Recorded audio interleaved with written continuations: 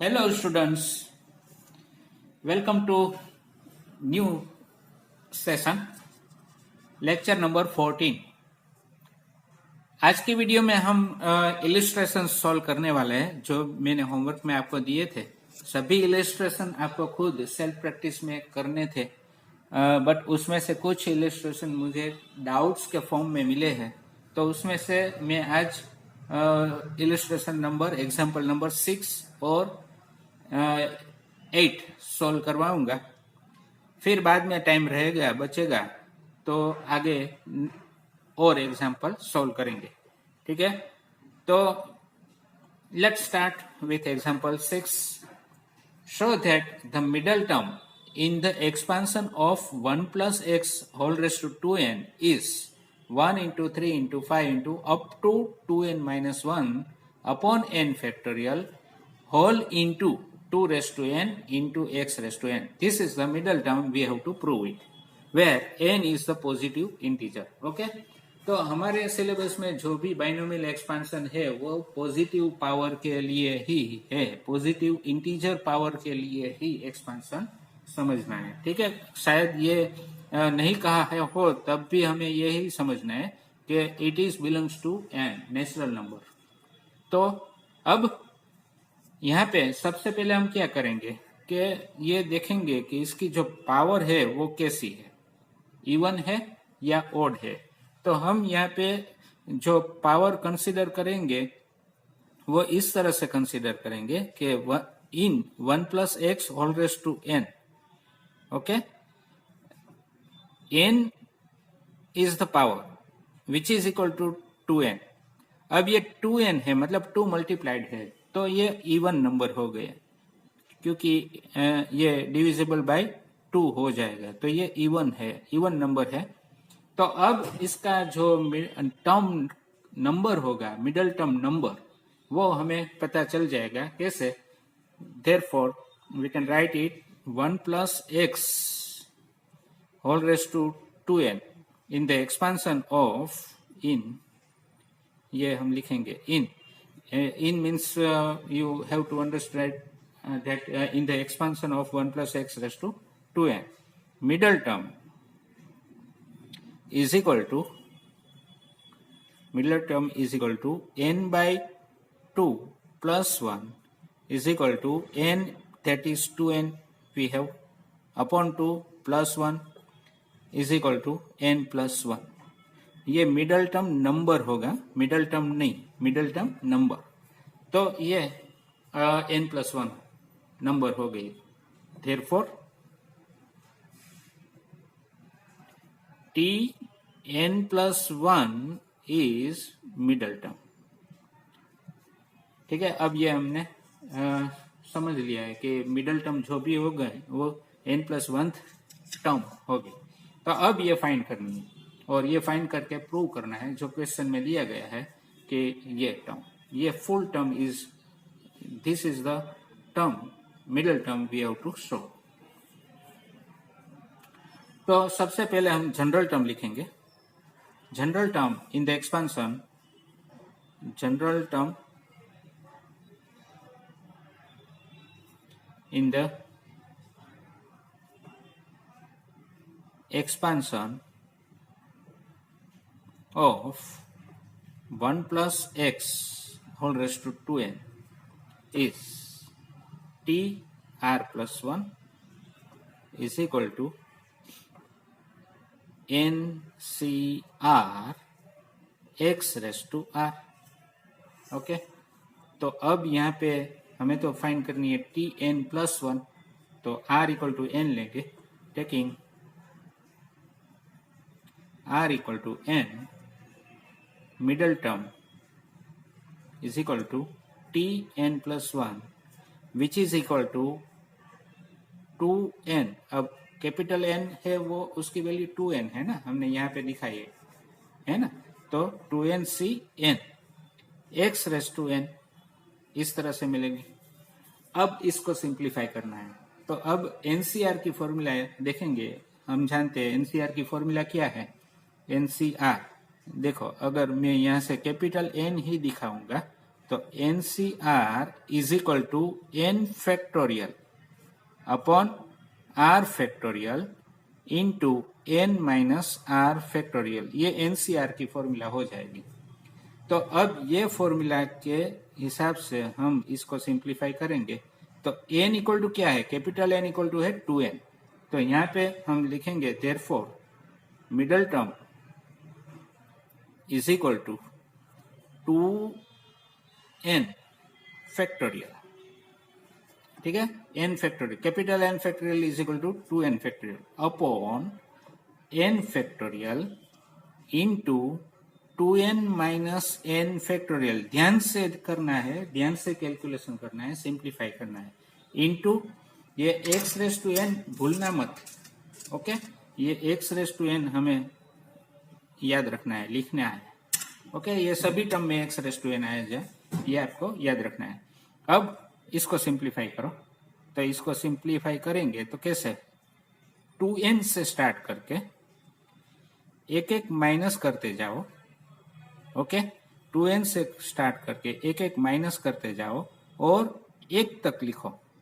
तो अब तो ये कितनी टर्म है हमें मालूम नहीं, तो हम सिर्फ 2-4 टर्म लिख के छोड़ देंगे और अप टू करके कर देंगे। क्या कर देंगे, up two means 3 dot into 4 into 3 into 2 into 1।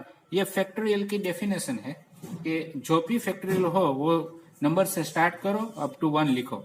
आप जानते हैं कि अगर मैं ये लिखना चाहूँ, देखो मैं यहाँ पे दिखाता हूँ कि अगर मैं ये लिखना चाहूँ कि 6 फैक्टोरियल, तो क्या करना है, 6 into 5 into 4 into 3 into 2 into 1 ये होगा।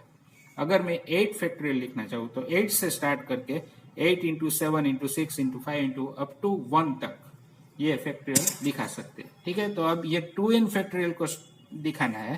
तो 2n से स्टार्ट करके एक एक माइनस किया हमने, यहाँ पे देखो एक एक सब्ट्रैक्ट करके गया तो 1 तक गया। तो यहाँ पे भी इस तरह से होगा। अपॉन में अब ये n फैक्टोरियल ही रखना है, n factorial 2n minus n, that is n factorial. Okay,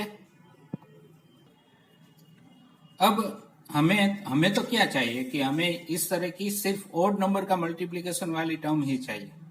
ठीक है, 1 into 3 into 5 into up to 2n minus 1। Okay, तो अब ये हम सेपरेट करेंगे, ओड नंबर सभी हम अलग करके लिखेंगे। किस तरह से, इस तरह से देखो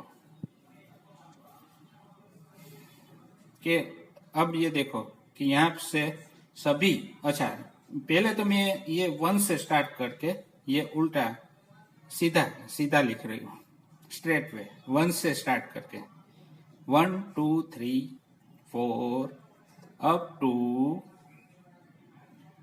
2n minus 4 2n minus 3 2n minus 2 2n minus 1 and last 2n। हो गया, तो लिख सकते हैं ना 1 से स्टार्ट करके 2n तक क्या होता है, 2n फैक्टोरियल होता है। यह भी हम समझ सकते हैं, तो मैं ये लिख सकता हूँ अपॉन n फैक्टोरियल। अच्छा दोस्तों, ये डायरेक्ट आप ये नहीं ना लिखे और ये डायरेक्ट लिखे तो भी चलेगा। ठीक है, ये स्टेप आपको नहीं लिखना है, ये डायरेक्ट लिख सकते हैं। अब इसमें से मैं ओड नंबर अलग करता हूँ, ओड नंबर सभी अलग करता हूँ, क्योंकि वो हमारी जरूरत है। जो भी प्रूव करना होता है ना, वो किस तरह से प्रूव होता है वो हमें सोचना चाहिए। तो आपके समझ में आ जाता है कि हम क्या करें तो ये प्रूव हो जाए। तो अब यहाँ पे मैंने सोचा कि यहाँ पे प्रूफ जो है उसमें ओड नंबर है, सभी ओड नंबर से, तो ये इसको पहले अलग कर दो, तो बाकी का फिर बाद में आपको स्ट्राइक हो जाएगा कि क्या करो। ठीक है, तो ये ओड नंबर में अलग कर रहा हूँ। तो 1 3 5 और यहाँ पे ये 2 से डिविजिबल है, तो ये ओड नहीं है, इवन है ये, क्योंकि इसमें से 2 कॉमन निकालो तो 2 से डिविजिबल हो जाएगा। ये नहीं है तो ये लिखो 2n माइनस 3। ये भी 2 से डिविजिबल है, 2 कॉमन निकालो तो 2 से डिविजिबल है। अब ये नहीं है तो 2n माइनस 1 लिखो। ठीक है, ये सभी ओड नंबर मैंने अलग कर दिए। देखो ये इसको मैं एक अलग ब्रैकेट में लिख रहा हूं, उसमें लिखूंगा मल्टीप्लिकेशन में ही, बट सेपरेटली लिखूंगा। अब ये दूसरे ब्रैकेट में ये मल्टीप्लिकेशन में ही है दोस्तों, याद रखना, it is in multiplication. Now even number separately, 2, ये 2, फिर 4, ये बाद में 6 भी होता है, मैं लिख रहा हूं, ठीक है। 4 के बाद 5, 5 के बाद 6 होता है, तो 6 लिख रहा हूं। बाद में अप टू ये 2n-4 मिलेगा, 2n-4 सेपरेटली इवन, और ये लिख लिया 2n-2, और लास्ट में ये 2n, लास्ट में ये 2n इधर लिख रहा हूं, ठीक है। तो ये दूसरा ब्रैकेट मैंने लिखा मल्टीप्लिकेशन में, यहाँ पे कुछ साइन नहीं है, मतलब मल्टीप्लिकेशन है। तो इसमें अब इवन ऑड नंबर सेपरेट हो गए, अपॉन में तो रहेगा n factorial into n factorial.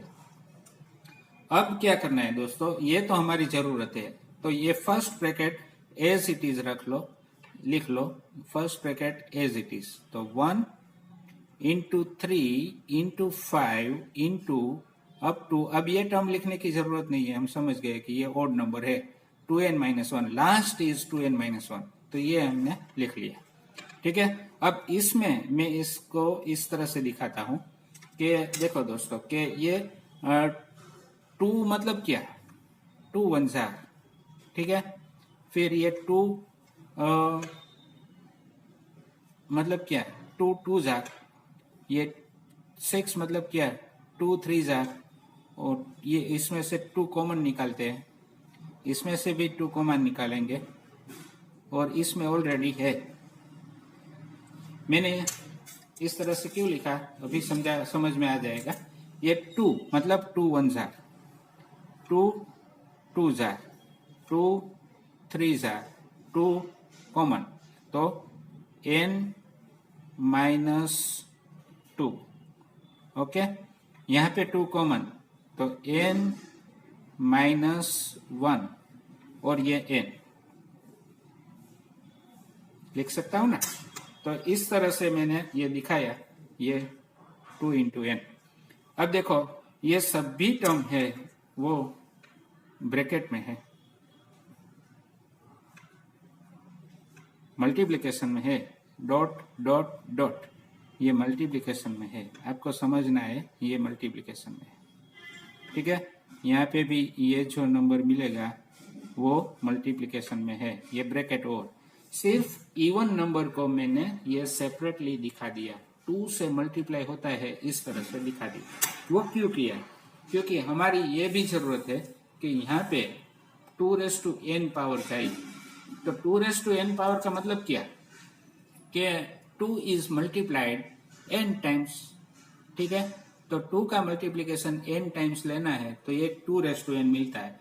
तो ये भी हमें सोचना है ना प्रूव करने के लिए, तो इसीलिए मैंने क्या किया, ये इवन पावर थी उसमें ये 2 का मल्टीप्लिकेशन सेपरेटली दिखा दिया। अब क्या होगा कि यहाँ पे ये 2 इंटू 1 है, 2 इंटू 2 है, 2 इंटू 3 है। तो अब फर्स्ट 3 टर्म देखो दोस्तों, तो इसमें 2 कितनी टाइम आया, how many times are multiplied 2 here, 3 times, okay. तो ये 2⁻³ लिखा जाएगा अगर ये सिर्फ 3 टर्म होती तो अब हमें पता कैसे चले कि ये कितने बार मल्टीप्लाइड है। तो यहाँ से हम ये लॉजिक लगा सकते हैं कि यहाँ से 1 है तो 1 टाइम, 2 है तो 2 टाइम, लास्ट 3 है तो 3 टाइम, अब लास्ट n-2 होता है तो n-2 टाइम, तो यहाँ पे n टाइम है। तो ये सभी मल्टीप्लिकेशन में n टर्म्स है दोस्तों। तो n टर्म्स ये 1 2 3 up to n-2 n-1 n, तो n टाइम्स 2 इज मल्टीप्लाइड, तो 2n लिखेंगे, ये मल्टीप्लिकेशन में है सभी, तो हम यहाँ पे लिखेंगे 2n। चलो दोस्तों, तो अब ये डिनोमिनेटर में तो ये n फैक्टोरियल तो है ही।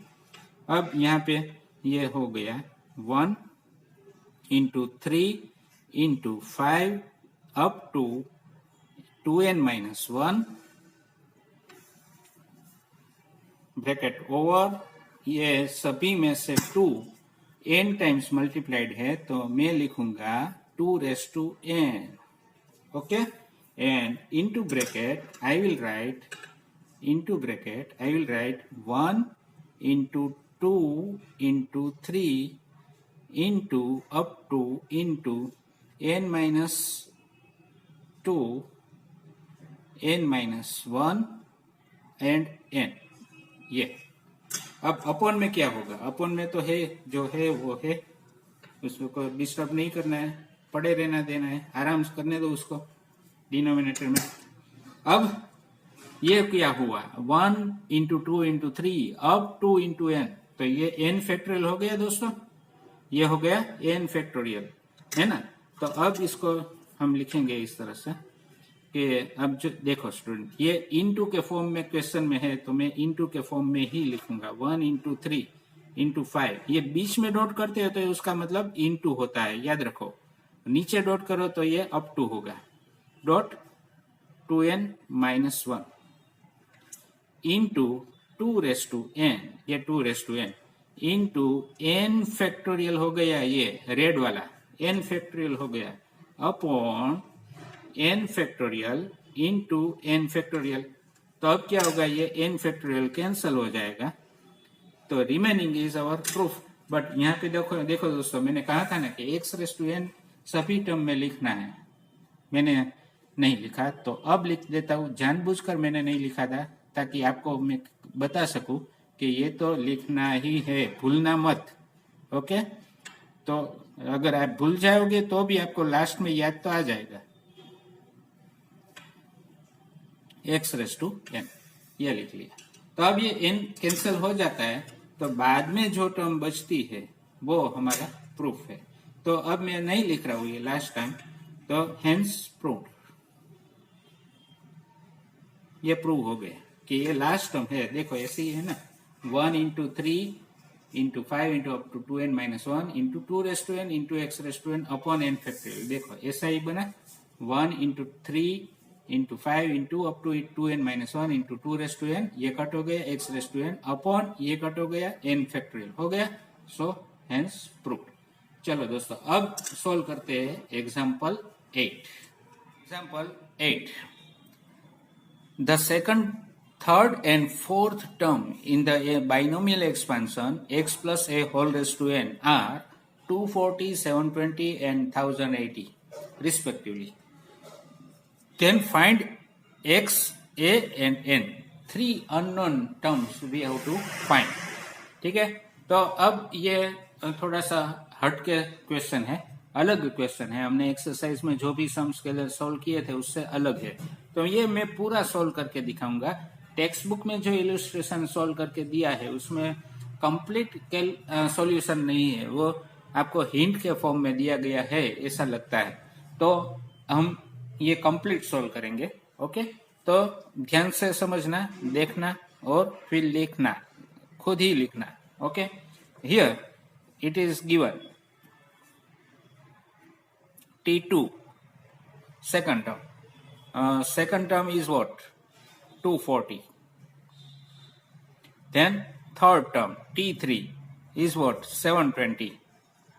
And T4 fourth term is what? 1080 given. ये given है। ओके, अब हमें तो ये x a n फाइंड करनी है, तो पहले जनरल टर्म निकालनी होगी। तो जनरल टर्म के द्वारा हम ये T2, T3, T4 लेके इक्वेशन बना सकते हैं x a और n के फॉर्म में, फिर उसको सॉल्व करके हम ये वैल्यू फाइंड करेंगे। ठीक है, तो now what is general term? General term in the expansion of x plus a whole raised to n is t r plus 1 is equal to ncr, यहाँ पे पावर n है, पावर n है, तो ncr first is x, so x raised to n minus r, second is a, so a raised to r।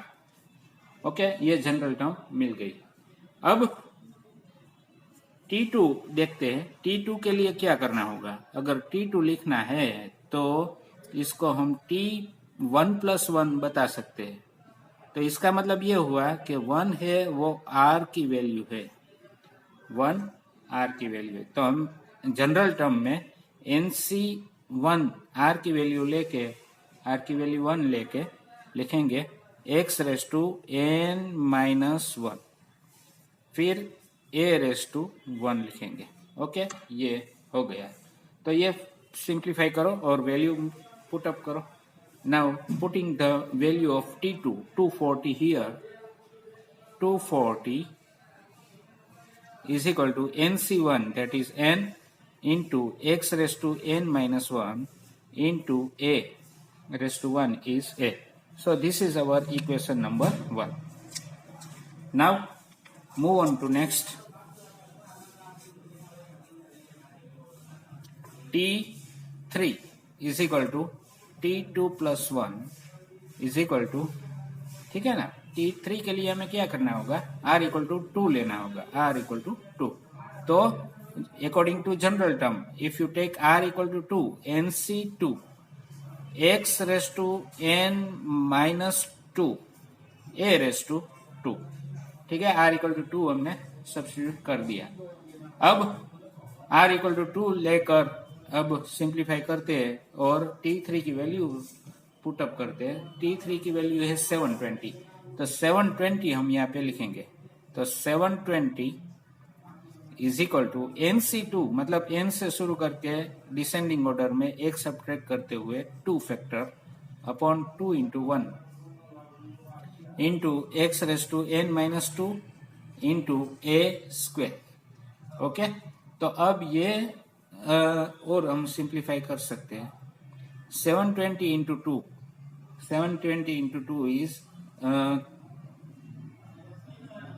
Okay 1440 is equal to n−1 x⁻n−2 a²। ये हो गया equation number 2। अब third term is given T4, तो T4 लेते हैं। तो T4 is equal to what? T4 is equal to T3 + 1 is equal to, अब ये R की वैल्यू 3 हो जाएगी, तो जनरल टर्म में R = 3 लेंगे। NC3 x⁻n−3 a⁻3। ओके, तो अब इसको वैल्यू, इसकी वैल्यू क्या है? इसकी वैल्यू है 1080, तो 1080 हम सब्स्टिट्यूट करेंगे यहाँ पे। देयरफॉर 1080 इज इक्वल टू, इसको सिंप्लीफाई करो, n से स्टार्ट करके एक एक घटा के 3 फैक्टर लिखना है डिसेंडिंग ऑर्डर में, upon 3 factorial 3 × 2 × 1 into x⁻n−3 into a³।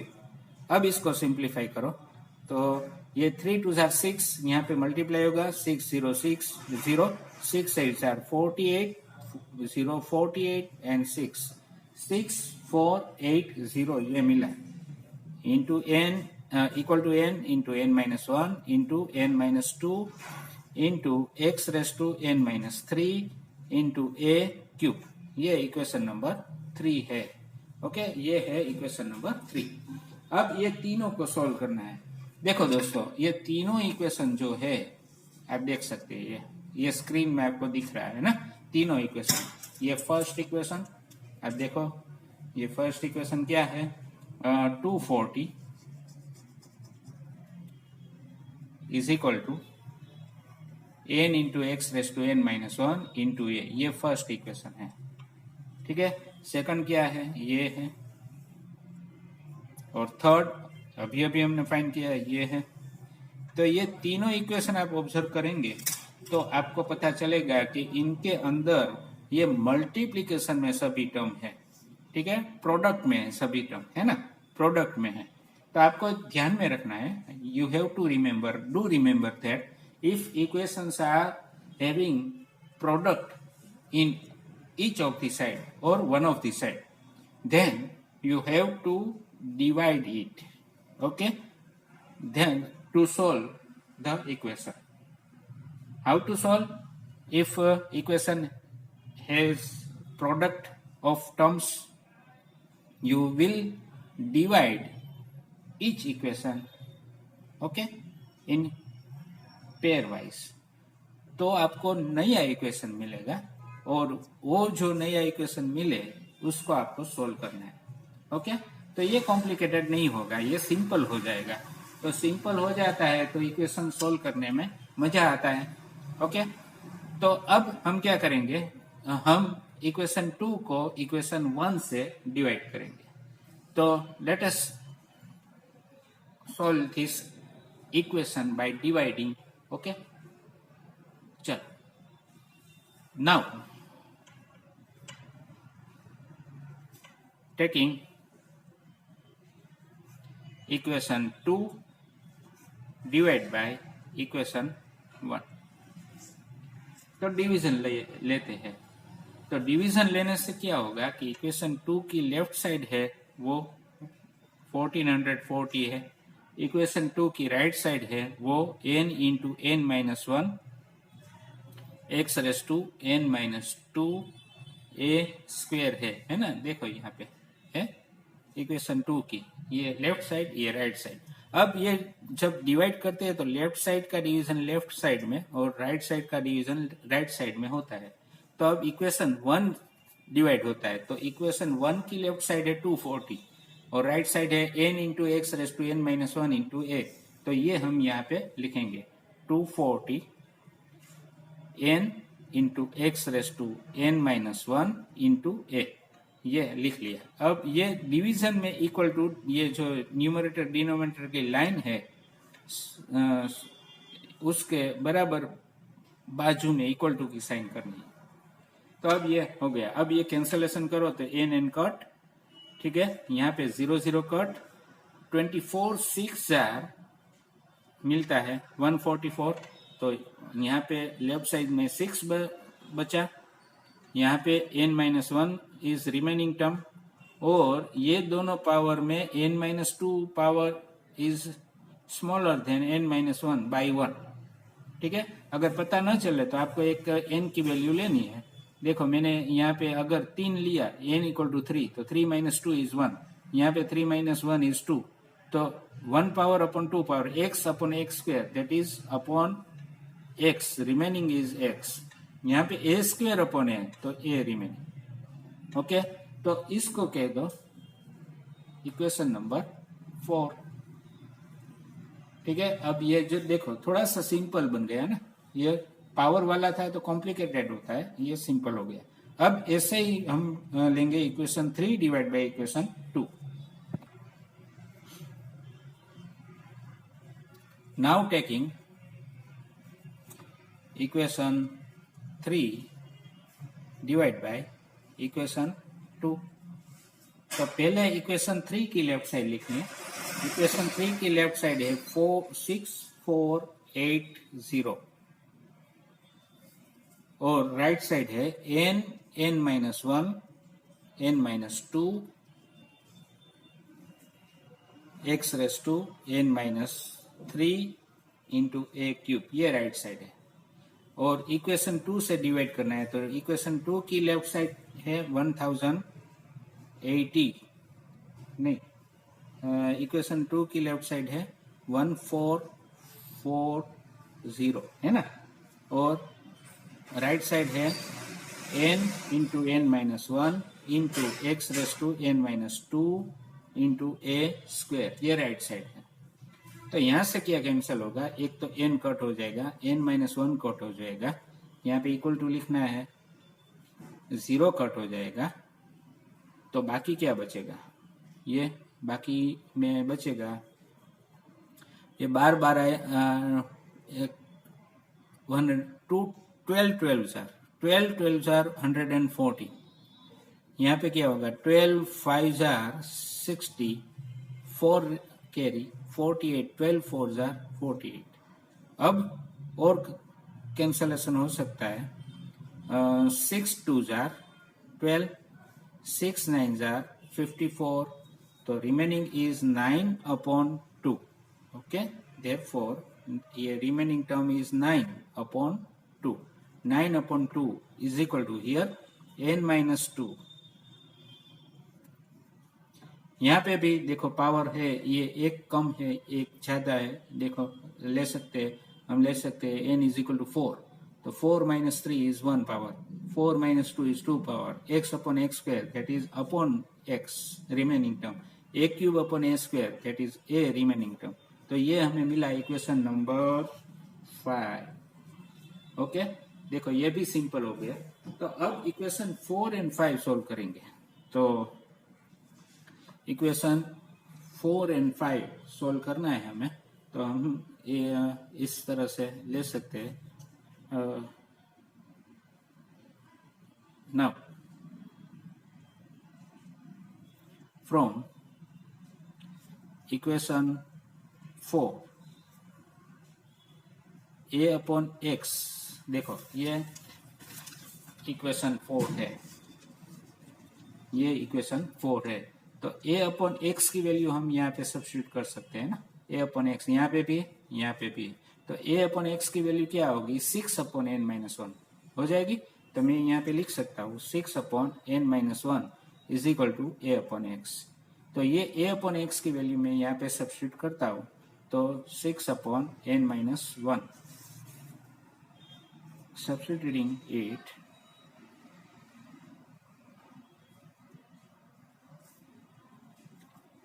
in equation 5। Okay, तो हमें मिलेगा 9/2 is equal to n-2 into 6/n-1। तो अब इसमें से हमें फाइंड करनी है n की वैल्यू। तो n-1 यहाँ पे मल्टीप्लाई होगा 9 इंटू n-1, और ये 2 यहाँ पे मल्टीप्लाई होगा 2 6 12 n-2। तो ये सोल्व करते हैं, तो 9n-9 is equal to 12n-24। ठीक है, तो 12n-9n that is 3n, and 24-9 that is 15। तो हमें n इक्वल टू मिलेगा 5, है ना, n इक्वल टू मिला 5, हो गया, एक वैल्यू मिल गई n इक्वल टू 5। नाउ ये जो वैल्यू है हम इक्वेशन, देखो अब ये जो वैल्यू है हम इक्वेशन 4 में पुटिंग इट इन इक्वेशन 1 और 4 में सब्स्टिट्यूट करेंगे तो क्या मिलेगा। अगर इक्वेशन 1 में सब्स्टिट्यूट करेंगे तो 240 is equal to 5 into x⁻⁵ into a, and 4 में सब्स्टिट्यूट करेंगे तो हमें मिलेगा 6/5-1 इज इक्वल टू a/x, ये मिलेगा। तो अब इसमें से हम देखेंगे क्या हो सकता है। तो ये 5 से डिवाइड हो जाएगा, 240 डिवाइड बाई 5, तो 5 4s are 20 and 5 8s are 48, x⁻⁴ into a। यहाँ पे क्या मिलेगा कि 6/4, तो a equal to 6/4 that is 3/2 x, है ना, 6/4, 3 2s are 6, 2 2s are 4, 3/2 into x को शिफ्ट कर दो। तो ये जो वैल्यू है वो हम यहाँ पे सब्स्टिट्यूट करेंगे। Therefore 48 is equal to x⁻⁴ into 3/2 x, इसको नंबर 2 6, रीजन इक्वेशन 6। ओके, तो अब इसको सिंप्लीफाई करो, 2 शिफ्ट होता है 48 इंटू 2, ये 3 डिवाइड होता है अपॉन 3, और ये x⁻⁴ इंटू x होगा x⁻⁴ इंटू x। तो देखो स्टूडेंट, इसको सिंप्लीफाई करो, 3 16s are and 16 2s are 32, ये हो जाएगा x⁻⁵।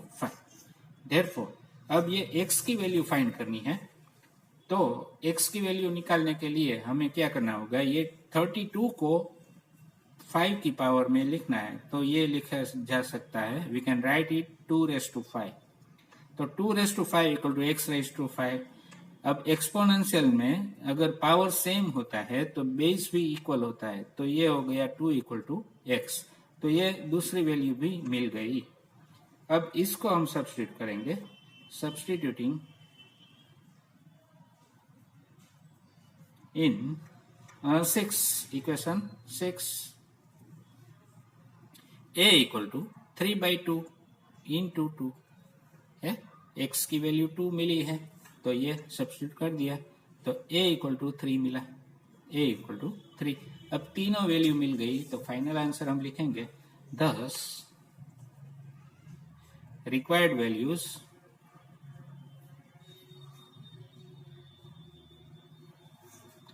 are x equal to 2, a equal to 3 and n equal to 5। Answer हो गया। ठीक है स्टूडेंट्स, अब देखो स्टूडेंट, अब नया एग्जाम्पल सोल्व करेंगे तो वीडियो बहुत लंबी हो जाएगी, तो यहीं पे रुकते, we will end this video here. Next video में मिलते हैं नए एग्जाम्पल के साथ। Till then take care of yourself, bye bye, see you.